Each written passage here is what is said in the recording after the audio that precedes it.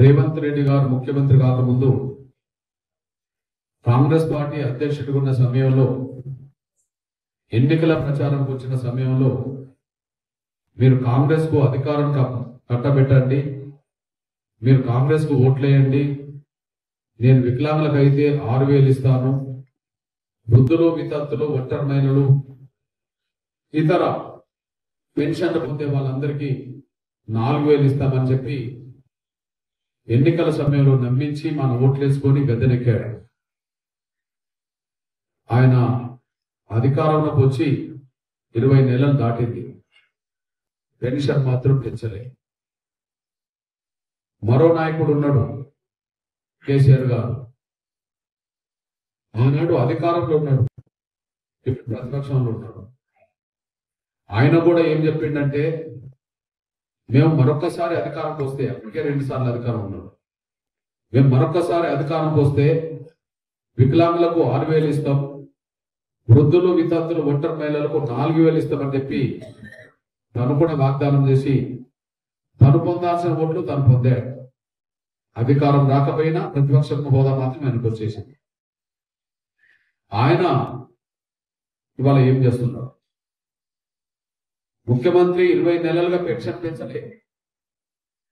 మరి ముఖ్యమంత్రి 20 నెలలుగా ఇచ్చిన హామీ నిలబెట్టుకోక వికలాంగులను, వృద్ధులను, వితంతులను మోసం చేస్తే దీన్ని ప్రశ్నించాల్సిన బాధ్యత, కేసీఆర్ నిలదీయాల్సిన బాధ్యత ప్రతిపక్ష నాయకులకు ఉంటుంది.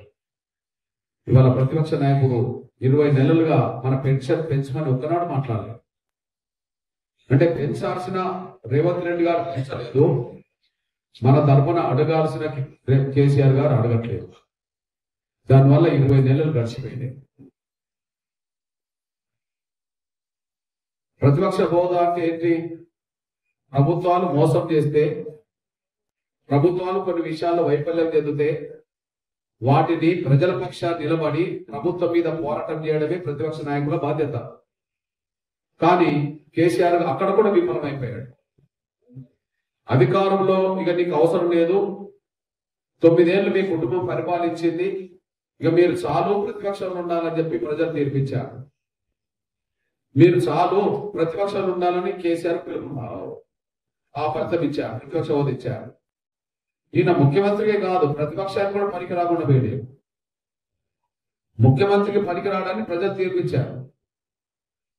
ముఖ్యమంత్రిగా మరొకసారి పనికొస్తాడు అనుకుంటే ఆయనకే ఓట్లేసి గెలిపించారు. ప్రజలు ఆ పని చేయలేదు. ఇక మీ పరిపాలన సరిపోయింది, మీరు ప్రతిపక్షానికి ఉండండి అని చెప్పారు. ప్రతిపక్ష హోదా కూడా పనికి రాకుండా పోయాడు. సాక్ష్యం ఏంటిది? 20 నెలలుగా ఒక ప్రతిపక్ష నాయకుడు అసెంబ్లీలో కనిపించడా? ప్రభుత్వ వైఫల్యాలను, ప్రభుత్వ మోసాలను ఎండగట్టాల్సింది ప్రతిపక్ష నాయకుడు బాధ్యత కాదా? ప్రతిపక్ష పాత్ర పోషించద్దా? 20 నెలలుగా అసెంబ్లీకి పోడు, 20 నెలలుగా ప్రజలకు రాడు. అంటే ప్రజల సమస్యల మీద మాట్లాడడానికి ఆయనకు అవకాశం లేదు కదా. అసెంబ్లీకి కూడా ప్రజలకు రాడే. ఇట్లాంటి పరిస్థితిలో రేవంత్ రెడ్డి గారు మోసం చేస్తున్న విషయం కనిపిస్తున్నది. కానీ ప్రతిపక్షం మౌనంగా ఉన్నది కూడా అర్థమవుతున్నది. ఇట్లాంటి పరిస్థితిలో ఒక పేద వర్గాల బిడ్డగా ఖచ్చితంగా పెన్షన్ పెంచే పోరాటం మళ్ళొకసారి చేయాలని చెప్పి ఈ బిడ్డల పోషించడం కోసం మీ దగ్గరకు వచ్చారు. ఈ విషయం గమనించాల్సిందిగా విజ్ఞప్తిస్తుంది. ఖచ్చితంగా 20 నెలల క్రితం ఇచ్చిన హామీని ఇప్పటికైనా నిలబెట్టుకుంటావా, లేదా ప్రభుత్వం నుంచి తప్పుకొని ఇంటికి వెళ్ళిపోతావా? తేల్చుకోవడానికే రేపు హైదరాబాద్ లో బహిరంగ సభ పెట్టబోతున్నావు. 20 నెలలకు ఇచ్చిన హామీని నువ్వు అమలు చేస్తావా, లేదా చేత కాకపోతే రాజీనామా చేసి ఇంటికి వెళ్తావా అనేది రేవంత్ రెడ్డి ప్రభుత్వంతో తేల్చుకోవడం కోసమే హైదరాబాద్ లో బహిరంగ సభ పెట్టబోతున్నాం. ఆ బహిరంగ సభకు రమ్మని మిమ్మల్ని కోరడం కోసం నేను తిరుగుతూ మీ దగ్గరకు వచ్చాను. ఆ బహిరంగ సభకు రమ్మని, హైదరాబాద్ లో జరగబోయే సభకు రమ్మని మిమ్మల్ని కోరడం కోసం, మీకు పిలుపునివ్వడం కోసం, ప్రత్యక్షంగా మీతో మాట్లాడడం కోసం నేను ఇక్కడికి వచ్చాను.